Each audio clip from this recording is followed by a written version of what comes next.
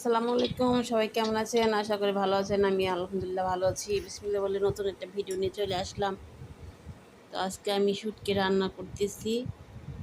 অনেক পদের সবজি দিলাম, লাউ শাক দিলাম, বেগুন দিলাম, সিম দিলাম, বিচিওয়ালা সিম, আর শুটকি দিছি, পুঁটি শুটকি আর চাপা শুটকি দিয়ে একবার আমি বসাই দিছি।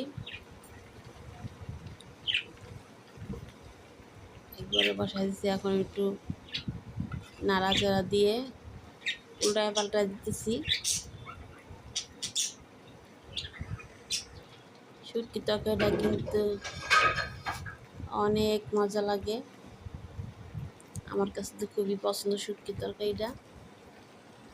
মাছের সাথে মাঝে মাঝে শুটকি খাইলে ভালোই লাগে। তো আবার আমি ঢেকে দিচ্ছি,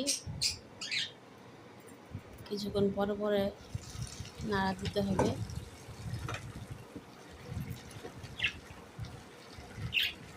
আমি কিন্তু তেমন একটা ঝোল দিইনি, যা তরকারি থেকে পানি উঠছে তাই।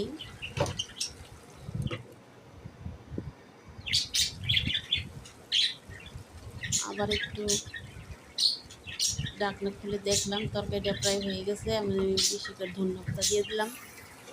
ধনিয়া পাতাটা দিয়ে এখন উল্টায় পাল্টায় দিব।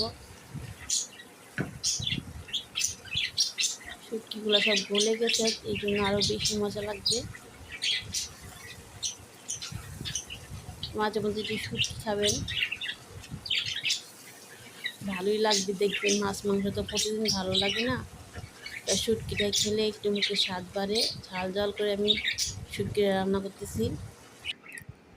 এই যে এখন শুটকির কালারটা কি সুন্দর হয়েছে, লাল আলু দিয়েছি, ছোটো ছোটো লাল আলু। শুটকিগুলো একটু ভেঙে ভেঙে গেছে।